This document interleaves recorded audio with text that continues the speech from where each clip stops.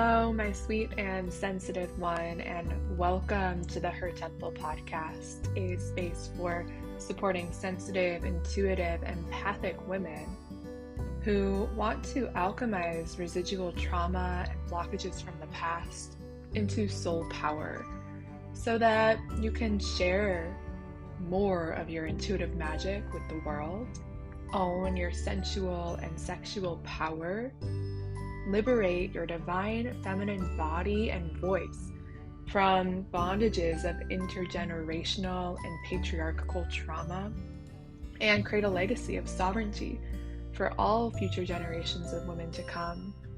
This work is so special, so deep. Thank you for being here. To begin, let's take a nice deep breath together, letting out a sigh. Feeling into the bones of the body, sink into your bones. And let's begin.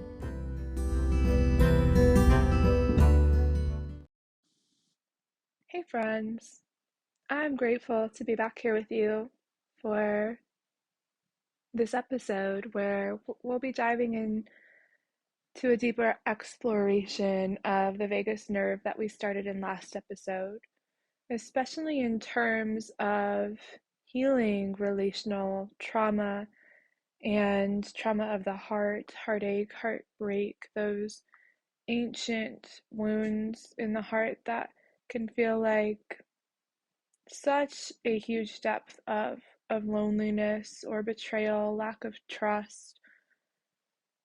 The heart really is such a portal and a gateway to enormously deep healing, and the polyvagal theory brings us a lot of beautiful new concepts, new ways of looking at heartache, and different patterns that might arise in relationship with other people that perhaps are blocking or cutting you off from the authentic connection that you truly seek, that you are truly capable of. So this is quite juicy territory and powerful territory. And I really believe and have experienced the power of healing through relationship, because our nervous systems are not, they're not a static system in a void. Our nervous systems are systems of relationship, relating to the world through our senses, relating to others through our mirror neurons and co-regulation, and of course the vagus nerve. So this is exciting to talk about. And again, I know this is an area of a lot of depth for many of you. And if you're a human, and especially if you're a sensitive human listening to this podcast, the odds are that you've had some sort of wounding in your heart space around love, belonging, trust. Maybe there's been abandonment or betrayal, feelings of loneliness, unworthiness, all of these forms of heartache that live in the heart space. And so we tread through this territory with love, with ease, with compassion for our human selves and our life experiences, while also holding a deep knowing that also in this heart is a deep, endless sea of courage and undiable love. And that's part of what we're learning to access in heart healing as well. So we'll explore the relational nervous system, healing relational trauma, healing the heart space, and activating the superpowers of your heart. And I want to begin this episode with a practice together. So for those of you listening who are able to just take the next minute or two with me for an exploration and a drop in. Let's do that together.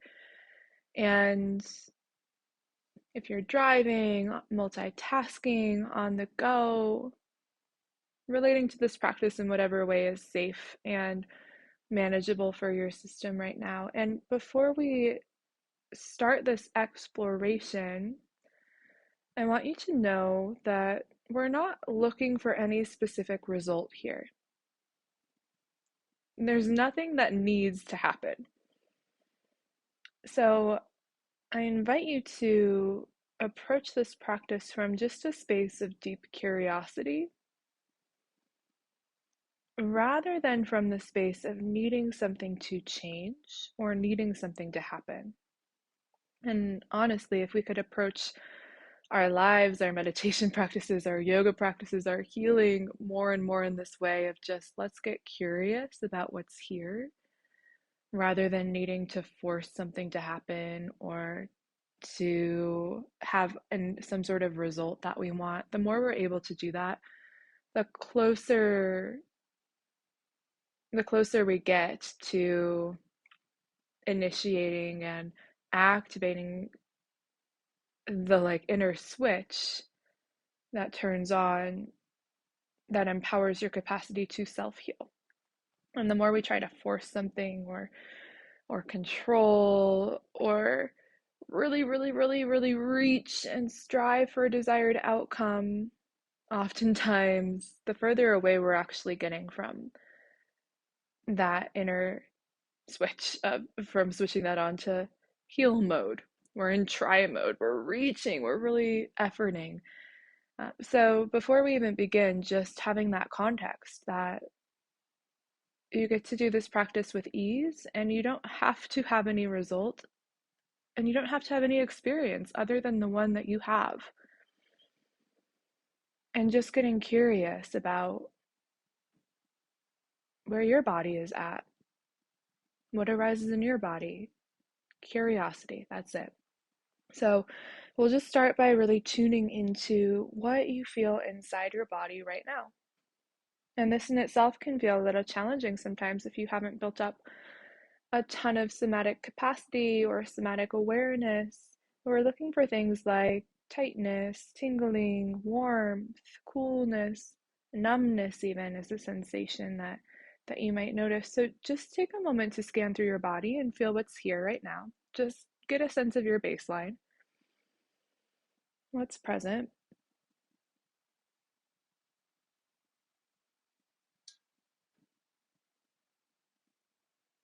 And then allowing your eardrums to simply receive the words that I speak. And your only task is to notice what you feel in your body when you hear the following words. Again, just notice and be curious.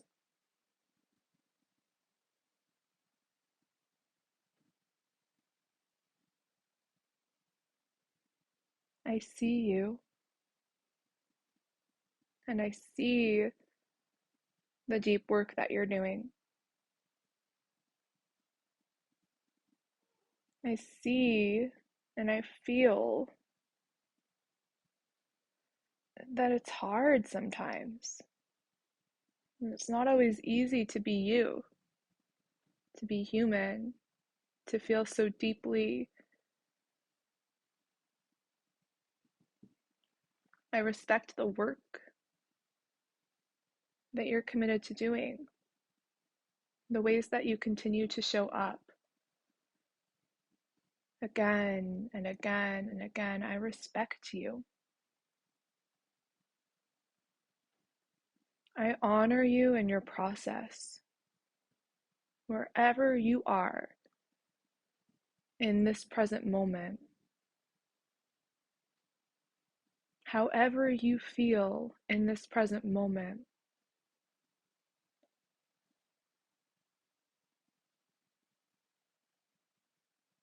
I honor you.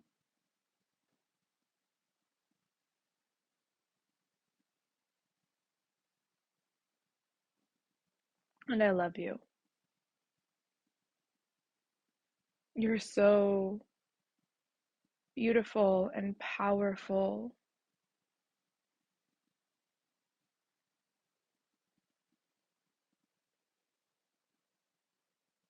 I'm in awe of your beauty and your power.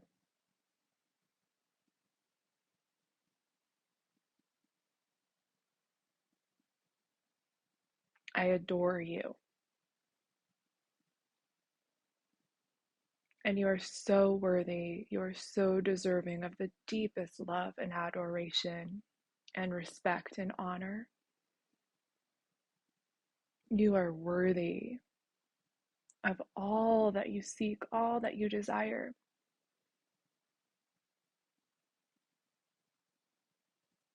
And I love you so very much.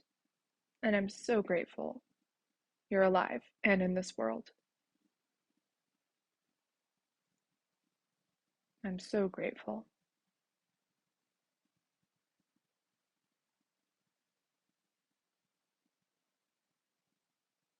So, really noticing and feeling how your body responds to those words. And we just get curious, like, how easeful was it for your system to take that in?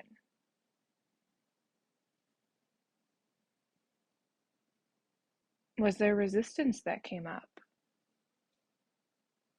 Were there any inner voices of judgment or critique or disbelief, distrust? Was there a sense inside of wanting to push away? Was there a sense inside of ease and relief? Was there a sense inside of anxiety building, bubbling up?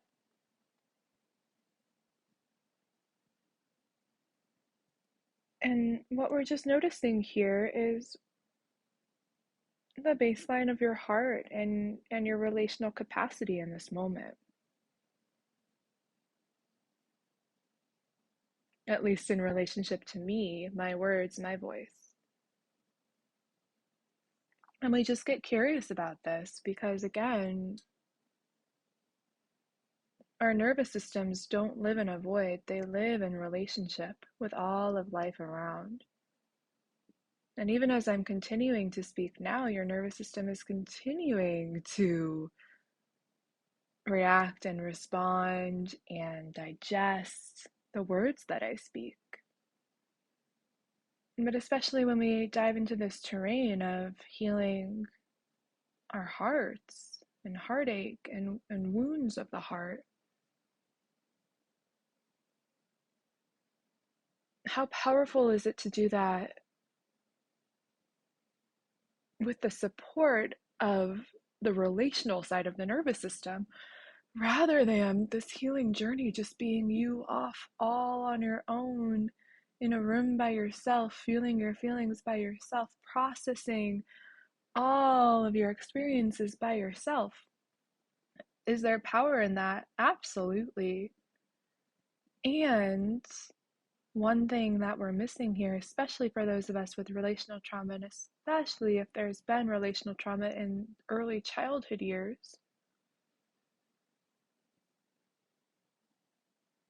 we're missing the deeper potential for healing, which happens in relationship to other people, especially if we can find safe and respectful and honorable containers for relational healing.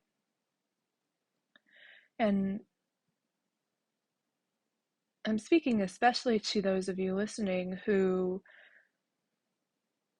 have the experience of feeling like, I feel pretty good on my own. Like, my relationship to myself feels pretty good. Yes, there's stuff there that can be worked with for sure. But where I really struggle is when I throw another person to the equation. Start to, like, something weird starts to happen in me when I step into a relationship with another person. And that might be a romantic relationship. That might be your family when you go home for the holidays and you're like, why do I feel this way? I've been doing such deep work, and for some reason, I feel like I'm going backwards. And that might be in group settings.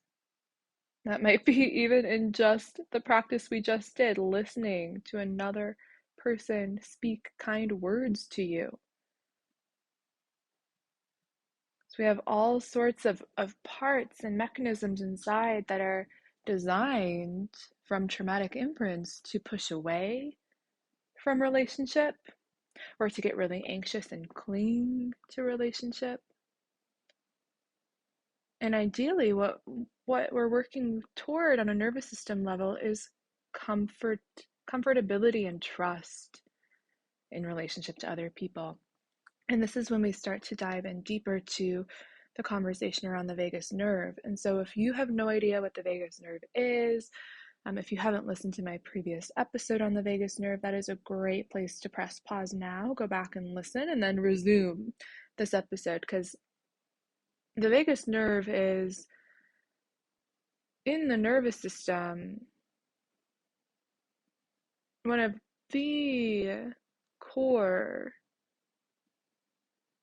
relational assets that we have. And I won't dive too deeply into the structure of the vagus nerve or the function of the vagus nerve, other than that it's designed to kind of be able to switch between two different modes. One being more reptilian, which is your freeze response,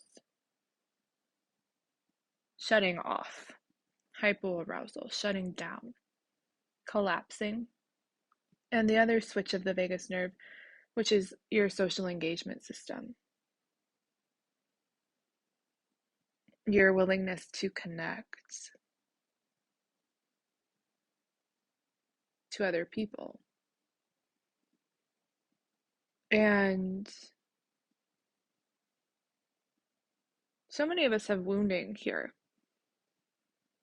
where even the idea of connecting vulnerably or authentically with another person, and it might depend on who that person is, but even just generally speaking, that idea feels terrifying because there's a lot of wounding here, and because as a culture and many of our family systems just haven't had the skills or the framework to really build in our nervous systems healthy relational dynamics from a young age. So there's a lot of wounding here and a lot of deep potentiality as you start doing more healing work, as you start working more with your vagus nerve and doing some of the practices and exercises that support toning and strengthening the vagus nerve, the social nervous system, you'll start to notice a little more ease over time and being able to open up and connect and be your authentic self in front of other people without feeling so much fear, shame, anxiety around being too much or not being enough or being hurt, betrayed, abandoned. These sort of things start to soften. And working with the social nervous system, we do so in a few different ways, some of which I described in the previous episode. But one practice you might begin to try with yourself, this is a vagal nerve practice. It's also a heart healing practice. And it's also a sweet self-love, self-care practice. And this is to start playing around with what it's like to speak to yourself, look at yourself in the mirror, and speak to yourself like you would speak to a baby or to your cat or your dog. And just recall for a moment what happens to your voice when you see a dog that's really cute or a baby.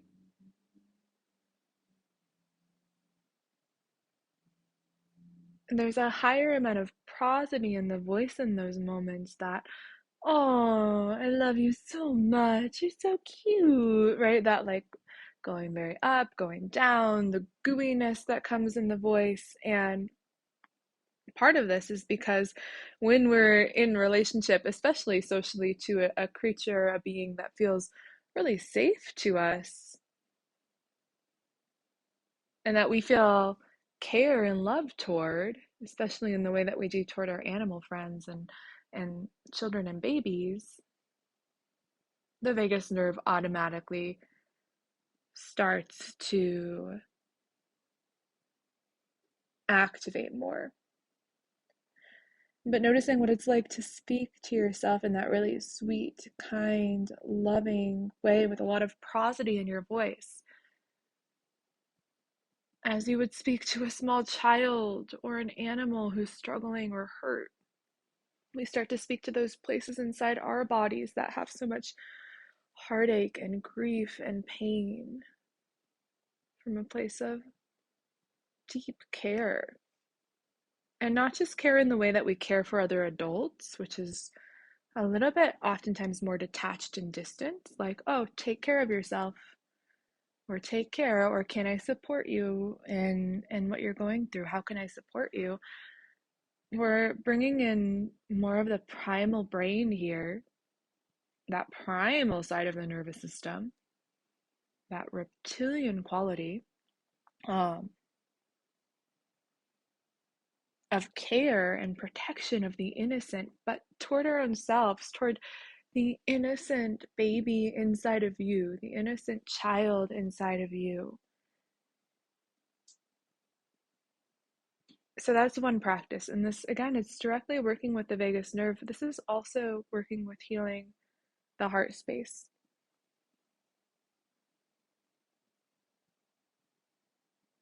Trauma in itself can make relating to other people really challenging. Feeling connected to other people, really challenging. I mean, a big hallmark of trauma and PTSD is feeling really isolated and alone in how you feel. So part of recovery is reminding yourself that you really aren't alone, even when you feel so alone in your experience. And even when it maybe literally feels like you are alone, that you are not the only person who has ever felt this way. That's one piece. Because, I mean, there's been research and studies that for people who have experienced a traumatic event, especially a sexual trauma, it's the specific research that I know of, um, the differentiating factor between whether that trauma turns into PTSD or not is the level of support that person has after the event, after the experience, how supported that person was. They were received, believed, heard, supported, held.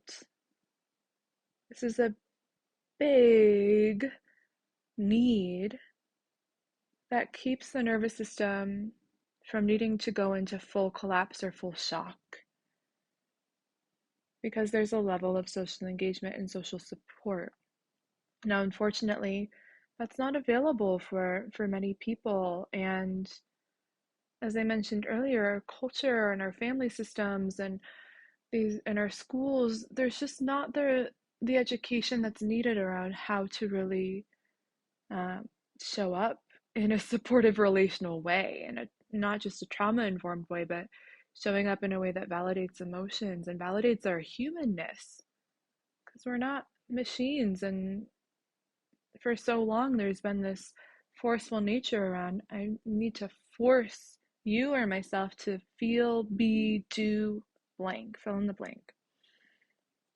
Which is again why at the beginning of our practice I explicitly said no goal other than just curiosity here. You don't need to change. You don't need to change, because so much of our lives are focused on changing ourselves. So we get uncomfortable with what's here and now. And so we really want to change things. And we can behave in that way towards other people too. When someone shares something that feels uncomfortable or sounds really painful and hard, we can get into fix it mode. We can have our own emotional experiences that really block us from being able to fully show up in support of the person who perhaps has experienced a traumatic event. But that's the number one thing that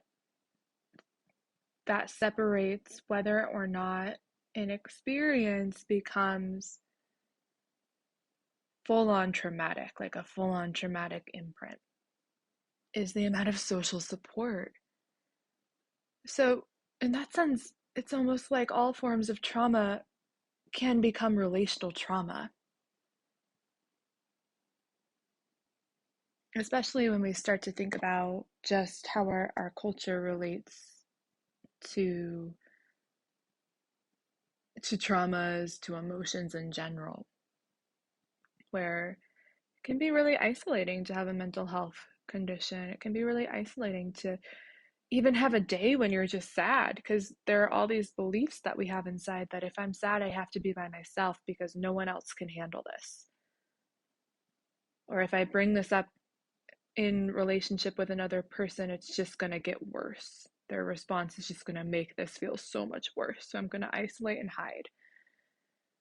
So part of the potential for healing is relearning how we as humans respond and hold emotions for ourselves, but also for other people. And that's going to really support and deepen your ability to have the relationships that you most desire. You know, I had an experience after a relational and sexual trauma for a long period of time when I would connect to my heart space. I would feel into it, and I would just explicitly feel like, oh, I have like a pine cone in my heart. Like it just feels dry and brittle. That's how my heart feels. There's just a dryness and a brittleness and kind of an emptiness, a hollowness in my heart space. And I had grief around that even, because I know the luscious nature of my heart. I know the luscious nature of my heart, and that it was feeling so dry, so brittle, so um, fragile. It was a really hard experience for me to come to terms with. And over the years, I've done an enormous amount of heart healing, of nurturing and nourishing this pine cone and building a deeper relationship with it, where, you know, when I first felt into this like image that came to me in my healing journey of a pine cone in my heart, I felt a little bit like bitter about it. Like, ugh, why? I don't want a pine cone in my heart. I want like a juicy hibiscus flower. And uh, there's one of those experiences or examples of when we try to change what's here. And so over the years, I've really built this deeper relationship with how do I nourish what's here? How do I love what's revealing itself to me? And what's been really interesting in my healing process and my heart healing process, which by the way has also been um, deeply supported by my romantic partnership. But part of what's really supported me is showing up for these parts of myself that do feel depleted, that feel fragile, that feel sensitive and delicate, that feel malnourished, showing up for them in a fully loving way. Just like, oh, I care about you so much and love you so much. And I'm holding you, I'm here with you. I've got you. I've got your back. And what starts to change when we when we approach ourselves in that way, is that we feel more secure in relationships as well, because even in relationship, if someone doesn't respond in the way that quite feels great, or doesn't show up in the way we really want, or pulls back when we really need them to lean forward, or leans forward when we really need them to take a step back, part of what happens when we build this relationship with ourselves is that we're okay regardless of all of those experiences. There's an internal, like, I got you. I got my own back. And with this, we strengthen our ability to have relationships with other people. So it doesn't have to be this experience of like, I've got my back and I don't need anybody, which that can be another hiccup, another catch that we get into in our psychosomatic headspace. Have these trust issues that show up as feeling like we don't actually need anybody, which is ridiculous. We really need others. We have social nervous systems for a reason. We're designed to be in relationship with the world around us.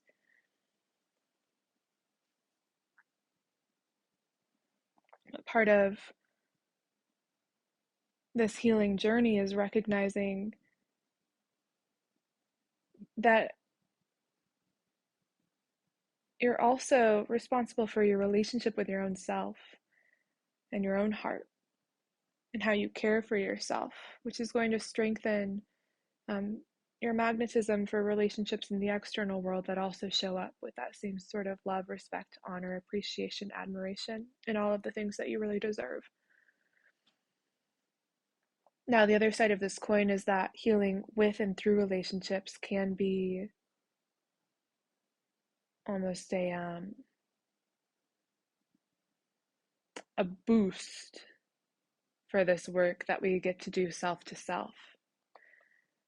Because, of course, what also needs to heal is self to other. And so, as I mentioned, like a huge part of my heart healing journey and process has been my romantic relationship and the man that I have in my life, who, of course, things have not always been perfect, but who we've continued to show up together vulnerably, leaning in, being authentic, getting comfortable with our discomforts. And this has been huge for my healing. And so I'll also say, like, if you're in relationship, whichever we're in relationship with so many different people, whether that be romantic or a sibling, a friend, a family member, there's deep healing that can happen in the relational realm as well. And this is part of the reason my partner and I created a retreat that's happening this June that's all around masculine, feminine alchemy and heart healing, relational healing, healing through relationship, not in isolation, but through relating to the world, to nature, to one another, because there's such power in that, especially when all people in the relationship are committed to showing up in respect, authenticity, love, and honor.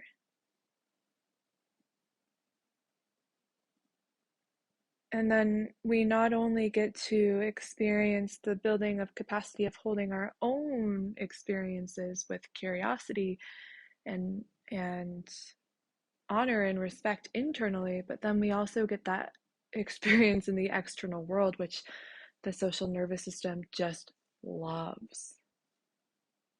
Even though it's edgy, even though it's vulnerable AF, even though it's painful and scary to step into this realm of relational healing, especially if you have relational trauma, if you have experienced betrayal, if you have been relationally abused.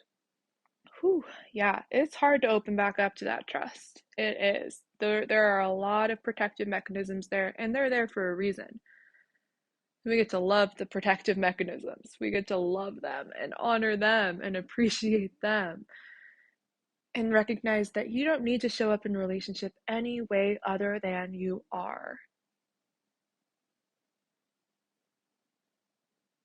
and you get to be held and respected and appreciated as you are in this moment, even if it's just like there's a lot of resistance here. And I feel like isolating, hiding, pushing away, showing up and embodying that and being accepted and embraced for that. There's huge healing that happens there in relationship to others. And then, of course, there's the microcosm of all of this, which is, can I accept myself for showing up in this way?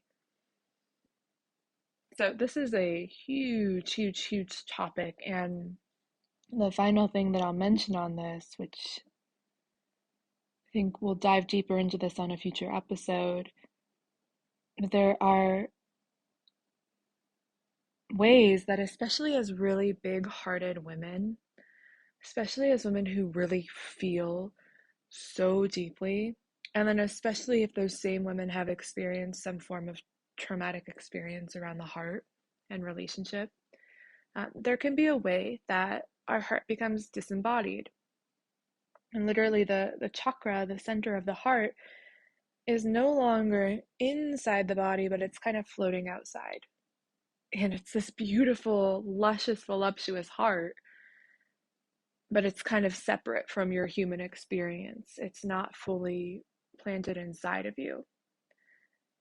And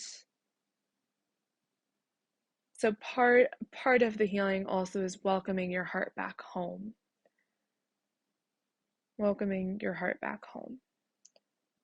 Because it becomes disembodied when there have been experiences that have needed to do that, have when it's been scary to allow your heart's fullest love and vulnerable expression to be rooted and embodied. That's scary, and honestly only really safe in certain contexts, right? So there's, again, good reason that this disembodiment happens. But if I know one thing, and if I know you well, it's that you desire to live with your heart, your luscious heart, in your body. And so I'm just going to leave that here as we close as a little seed of like, what's it like to really make space in my chest, in my heart center, to welcome my full heart back home on this healing journey and this healing path, to welcome my heart back home, to embrace my heart. And this is an ongoing process, especially if you have a lot of numbness or feel cut off from your heart, cut off from love, cut off from relationship. Gentleness, ease, slowness guide us here. And even as I'm speaking right now, I'm just stroking my heart center really tenderly, because I do feel I still have that pine cone right in there, but I look at the pine cone that I feel in my heart so differently in this moment than I used to. And it's also surrounded by so much lusciousness and so much love that it feels symbolic of resilience now. It feels symbolic of resilience and the depth and the beauty of my heart. And there's been so much that has shifted, evolved, and changed in my relationship to my heart center. And there has been more juiciness and hydration and lusciousness that has returned. And I just continue to call in and to welcome my heart back home when I'm by myself, when I'm with my partner, when I'm with my family. Just continue to really feel like, can my heart come along with me? Can my heart come back home into and take a seat on its throne in the center of my chest? Welcome, welcome home. Welcome, welcome home. And so, again, just as a little final practice exploration, you might notice what it's like to bring a hand to your heart, to stroke, to tap, and just say, welcome home. You belong here. You belong here. And if you feel interested in joining my partner and I for our retreat this June, if any or all of what I spoke about here today felt like juicy, needed territory for you, reach out. We would love to have you and love to hold you and support you in this process. And who knows, maybe I'll bring Cody on for an episode at some point in the future too, so you'll get to meet him and we can talk even more about our relational healing journey, which has been a really beautiful, powerful, and educational experience for me. So, lots of love to each and every one of you. And I hope you really feel that, like a lot of love for you. And I'll talk to you next time.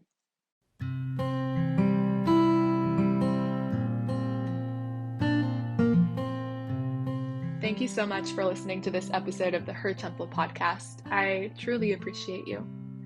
If you feel called, I invite you to leave a 5-star review wherever you listen to your podcast to spread the love and to share this episode with someone who you know would benefit from the wisdom, from the practices, from the advice.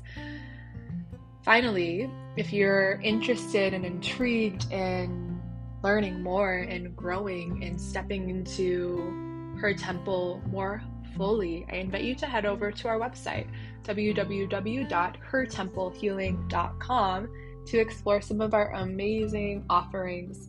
You can join our Her Temple network and take online classes and workshops and get connected with our amazing community.